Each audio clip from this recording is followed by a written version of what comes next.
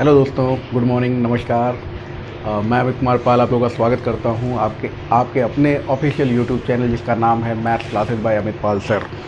Number system की series जैसा कि आप लोगों ने देखा हुआ है चल रही है। इस सीरीज़ में तमाम चीज़ें हो चुकी हैं, सिर्फ दो चीज़ें बची हैं। एक का नाम है कॉन्जिक्यूटिव ज़ीरोज़ यानी क्रमागत शून्य, इस पर भी क्वेश्चन बहुत सारे पूछे जाते हैं। और दूसरी का नाम है रिमाइंडर्स यानी शेषफल। आइए हम लोग शुरू करते हैं consecutive zeros. Consecutive zeros Hindi में क्रमागत शून्य। अब क्रमागत शून्य से आप लोग समझ गए होंगे ना, क्रम से आते हुए शून्य, क्रम से आने वाले शून्य। इस पर एक बेसिक कॉन्सेप्ट आपको देना चाहूँगा, उस कॉन्सेप्ट को अपने दिमाग में बैठा लीजिए कि ये जो चीज़ डिपेंडेंसी होती है यहाँ पर, ये 2 और 5 पे ही होती है। मैं एक क्वेश्चन लिख रहा हूँ, उसके बाद बातें आराम से समझ में आएंगी आपको। फॉर एग्जाम्पल, अगर आपसे एक क्वेश्चन पूछा जाए एंड द क्वेश्चन इज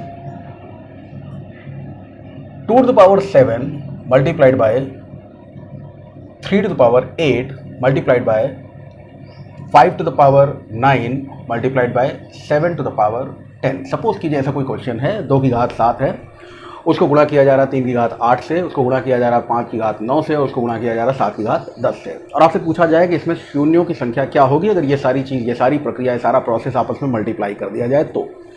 अब आप लोग जरा गौर कीजिए और ध्यान से समझिएगा एक बात कि ये जो मल्टीप्लिकेशन का प्रोसीजर आप लोग देख रहे हो, एक मार्कर ले लूँगा।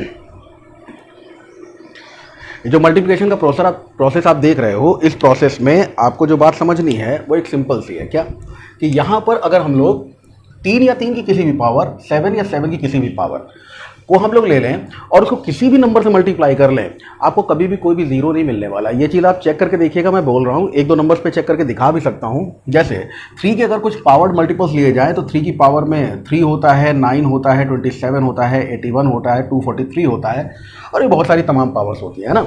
इन पावर्स में आप कोई भी नंबर ले लो, 1 से, 2 से, 3 से, 4 से, 5 से, या 6 से, 7 से, 8 से, 9 से। अब 10 से मल्टीप्लाई करो तो 10 के पास तो जीरो मिलेगा, लेकिन जीरो उसका इटसेल्फ है ना, अपना 10 वाला जीरो है। तो ये जिसके पास में जीरो पहले से है, इस नंबर की बात नहीं कर रहे हैं, लेकिन आप यहाँ पे देखें ना, ऐसा कोई नंबर नहीं जिसके पास में पहले से, बेस में ऐसा कोई नंबर नहीं है जिसके पास में पहले से अपना जीरो हो। तो अपना जीरो उनके पास में पहले से नहीं है, इसका मतलब ये सारे नंबर्स में आप 3 या 3 की किसी भी पावर को मल्टीप्लाई करके देख लो, आपको कभी भी कोई भी जीरो नहीं मिलने वाला है।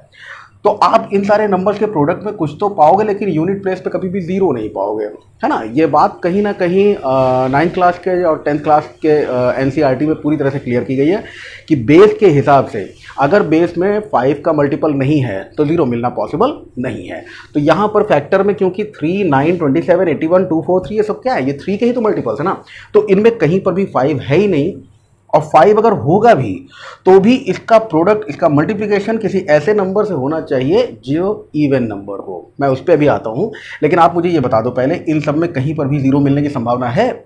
यानी अगर इसको ना देखा जाए, 3 × 1, 9 × 2, 27 × 3, 81 × 4, 243 × 5 नहीं है, 81 × 9, 27 × 8, 9 × 7, 3 × 6 कहीं है? नहीं है, कहीं पर भी जीरो नहीं मिलेगा। चलिए इसी तरह से जरा चेक कीजिए कि 7 और 7 की किसी भी पावर को अगर हम लोग ले लें, जैसे अगर हम लोग बात कर रहे हैं कि 7 के जो पावर्ड मल्टीपल्स हैं उनमें मान लीजिए हमने 7 को 1 से मल्टीप्लाई किया या 6 से मल्टीप्लाई कर लिया, इसी तरह से 49 को मल्टीप्लाई किया 2 से, 343 को मल्टीप्लाई किया 3 से, समझते जा रहे हैं ना, 2401 को मल्टीप्लाई किया 4 से। इस तरह से कोई भी मल्टीप्लिकेशन आप ले लो, 4 से मल्टीप्लाई कर लो या 9 से मल्टीप्लाई कर लो, कभी भी आपको कोई जीरो नहीं मिलने वाला, किसी भी नंबर पे आपको जीरो मिलने की संभावना नहीं है। ये संभावना सिर्फ और सिर्फ तब है, कब है, जब 2 और 5 का मल्टीप्लिकेशन हो जाए। 2 और 5 का मल्टीप्लिकेशन कुछ इस तरह से 2 2 2, ध्यान देखिएगा, 2 2 कितनी बार है 2, तो 2 आपने देखा 7 बार है, तो 2 यहाँ पे हमने 7 बार लिख दिया। अभी 5 कितने टाइम्स है? 5 आप देख सकते हो 5 9 टाइम्स है, ठीक है। और 2 और 5 का एक पेयर, एक जोड़ा जो होता है वो एक एक जीरो देता चला जाएगा। और इस चीज़ को मैं एक टेबल की फॉर्म में आपको समझाता हूँ और अच्छे से समझ में आएगा। देखिए यहाँ पर अगर टेबलेट फॉर्म में इस चीज़ को समझें तो टेबुलेशन वाली फॉर्म में एक सीरीज़ बना के आपको दिखाने की कोशिश करता हूँ। जैसे अगर मान लीजिए आपसे कहा जाए 2 × 5 इक्वल्स, आपने कहा 10, सही है ना। इसी तरह से अगर मैं कह दूं कि 2 × 2 मल्टीप्लाइड बाय 5 इंटू 5 इक्वल्स 100। ये बात भी समझ में आ रही होगी। इसी तरह से मैं आपसे कह दूं कि 2 into 2 into 2 into 5 into 5 into 5 into 5 into 5 is equal to 1000। और इसी तरह से मैं कह दूं 2 into 2 into 2 into 2 into 5 into 5 into 5 into 5, तो ये हो जाता है हमारा 10,000।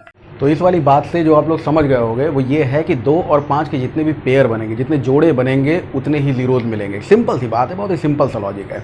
तो 2 और 5 के जोड़े के हिसाब, अच्छा ये चीज़ बेटा अभी कैलकुलेशन में बहुत मददगार साबित होती है। आप जब कैलकुलेशन करोगे ना, तो एक एग्जाम्पल कहो तो ले लूँ। अब आप कहोगे एग्जाम्पल लेते चले जा रहे हैं। वैसे ही हो गया जैसे सपने के अंदर सपना देख रहा था। लेकिन फिर भी देखिए, यहाँ पर अगर मान लीजिए आपसे ऐसे नॉर्मली मैं इन जनरल कहूँ कि आप किसी भी नंबर को मान लीजिए 112 है। अभी 112 को मल्टीप्लाई करना है 625 से, ठीक है। 112 को 625 से मल्टीप्लाई करना है, तो भैया बड़े बड़े गणितज्ञों को हम क्या कहेंगे 625 का दुगना 1250, 1250 का जीरो 125 हासिल, 625 एकम 625, 625 और 125 750, 750 है ना, हासिल लग गया 75। और फिर 625 एकम 625, 625 और 75 हो गया 700। तो आपको अगर बाप रे 625 का पहाड़ा पड़ दिया, इसलिए पढ़ दिया क्योंकि 112 है ना। ज़्यादातर लोग जो होते हैं वो मैथमेटिकल कैलकुलेशन इसी तरह से देते हैं कि अपना आराम से हो जाए, आसानी के साथ में। जो नंबर्स वही लेते हैं जो डिजिट्स आसान हो, है ना। थोड़ी सी मुश्किलें भी हो सकती हैं, लेकिन मेरा वो रास्ता नहीं है। मैं ये 625 के एकम दूरी के चक्कर में ही नहीं पढ़ूंगा। मैं यहाँ पर बात करने जा रहा हूँ 2 और 5 की। गौर से सुनिएगा कि यहाँ पर अगर आप लोग देखेंगे तो एक चीज़ पाएंगे कि 112 का मतलब होता क्या है। 112 का मतलब होता है 16 सतह 112 है ना। 7 इंटू 16 कैसे लिख सकते हो, 2 into 2 into 2 into 2। Prime factorization देखिए बहुत ज़रूरी है। 9, 10 जो मैं पढ़ा रहा हूँ उस पर बहुत अच्छा रिस्पॉन्स किसी का भी नहीं है, वो चाहे कोई भी हो, है ना। लेकिन यहाँ पर इस चीज़ को गौर करिएगा, इंपॉर्टेंट भी है और बहुत ज़्यादा ज़रूरी भी है। आप इस चीज़ को समझें कि अगर प्राइम फैक्टराइजेशन के थ्रू आप इस चीज़ को देख सकते हो तो ये पूरी वैल्यू 112 के बराबर है। इक्वल्स नहीं लिखूंगा मैं। 625 को आप देखो जरा, 625 को क्या लिख सकते हो, 625 है 5 गुणे 5 गुणे 5 गुणे 5, ठीक है। अब यहाँ पर अगर पेयर वाइज आप देख लो तो 5 के 4 और यहाँ पर 2 के 4, तो अगर 4 4 हैं तो यहाँ पर इन सबको मिलाकर मिलना चाहिए कितना, 10,000। और 10,000 इंटू 7 करोगे तो आंसर डायरेक्टली आपका 7,000 है। कैलकुलेशन में भी बड़ा साथ मिलेगा। ऐसा नहीं है कि कॉन्जिक्यूटिव जीरोज में डायरेक्ट जो क्वेश्चंस करने उसी पर आपकी कोई बातचीत होनी है ना। तो क्वेश्चंस के अलावा भी बहुत सारी चीज़ें आप लोग देख सकते हो। इस वाली बात को आप लोग देखें।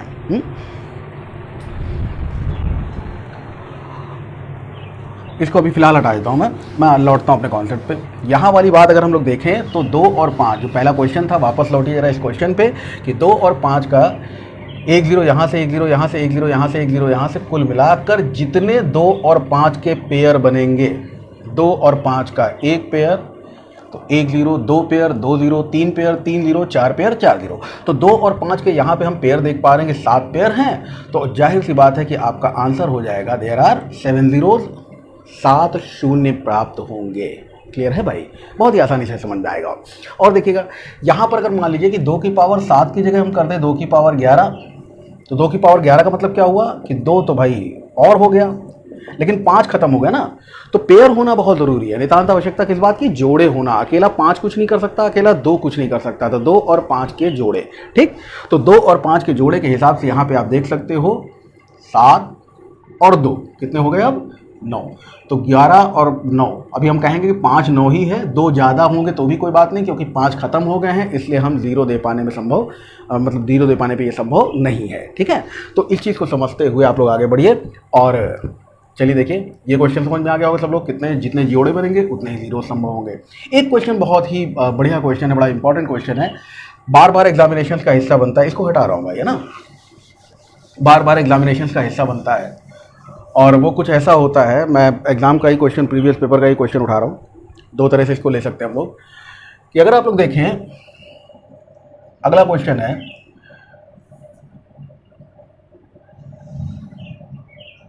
1 से लेकर 100 तक की सभी संख्याओं को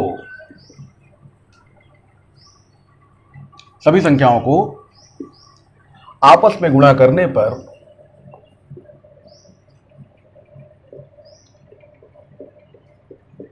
अंत में कितने क्रमागत शून्य होंगे, अंत में कितने क्रमागत शून्य होंगे। अब बात यार वही है कि अगर इस पर शॉर्टकट निकालने की कोशिश करो तो तमाम ताम झाम दिया हुआ है कई सारी बुक्स में, लेकिन कॉन्सेप्ट पे अगर आने की कोशिश करो तो कॉन्सेप्ट वही है, 5 जितने होंगे। ठीक है, अंत में कितने क्रमागत शून्य होंगे, how many consecutive zeros are there when we multiply all the numbers from 1 to 100। How many consecutive zeros are there when we multiply all the numbers from 1 to 100। ऐसे भी हो सकता है क्वेश्चन, या ऐसे दे सकता है 1 into 2 into 3 into 4 into 5 and so on up to 100 में कितने क्रमागत शून्य है। क्वेश्चन ऐसे हो सकता है, क्वेश्चन ऐसे हो सकता है, इंग्लिश में मैंने बोल दिया है।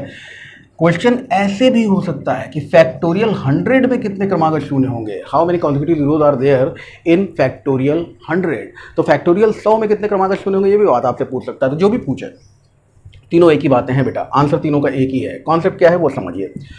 कॉन्सेप्ट ये है कि जैसे अगर सपोज कीजिए मैं आपसे कहूँ कि 1 से लेकर, इधर क्वेश्चन को सॉल्व कर लेंगे हम लोग, इधर देखिए 1 से लेकर 20 तक, पहले 10 तक, 1 से लेकर 10 तक 3 कितनी बार है, गिनती करना। 1 से लेकर 10 तक एक संख्या कौन कौन सी, 1 2 3 4 5 6 7 8 9 10। 1 से लेकर 10 तक की संख्याओं में 3 कितनी बार है। तो 3 बेटा, एक बार तो ये है, एक बार ये है, और 2 बार ये है।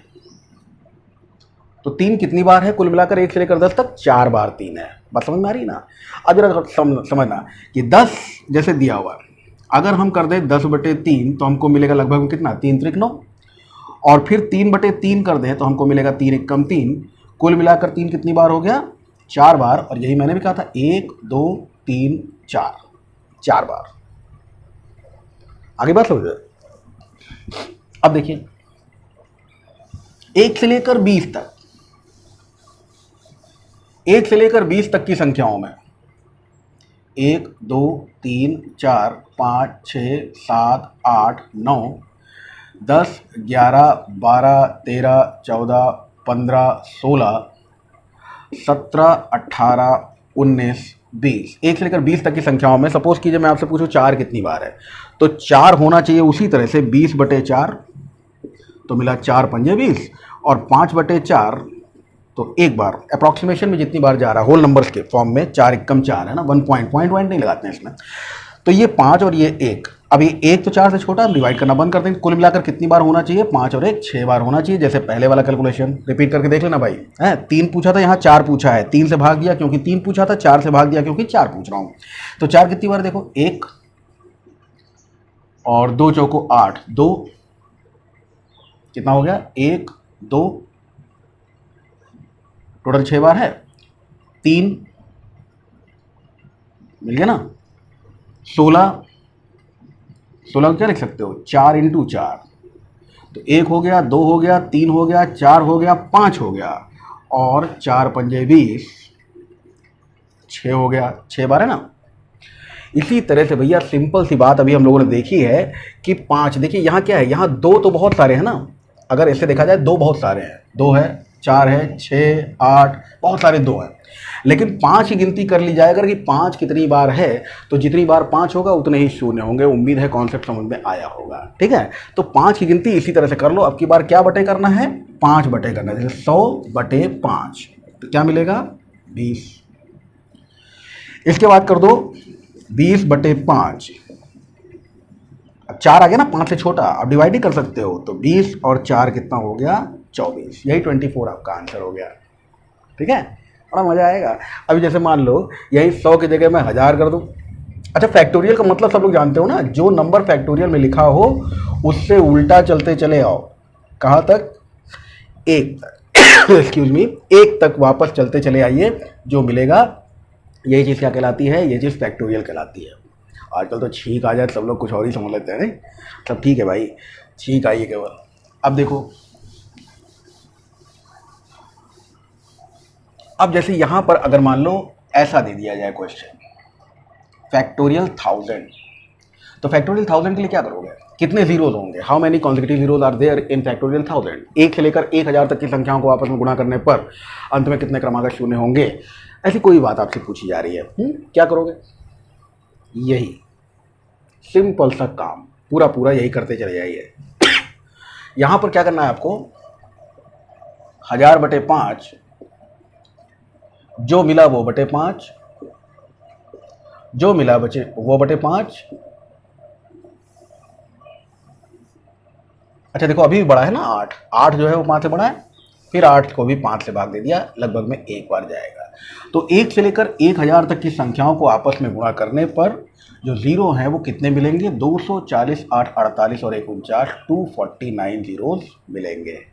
सिंपल सा लॉजिक है बेटा। नेक्स्ट वीडियो में कुछ और क्वेश्चंस लेते हैं, आज के लिए इतना ही रखो। इतनी बातों में बहुत दूर तक निकल जाओगे, कुछ और करने की ज़रूरत नहीं है। बहुत सारे तामझाम दिए होंगे, शॉर्टकट्स दिए, 2 की पावर 1, 2 की पावर 2, 2 की पावर 3, काटो, कुछ नहीं करना है। 5 की गिनती करो, 5 कितने होंगे। हाँ, कंट्राडिक्शन कहाँ कहाँ है ये जब हम लोग कल क्वेश्चन लेंगे उसमें बता देंगे, ठीक है। आज के लिए इतना ही, थैंक यू।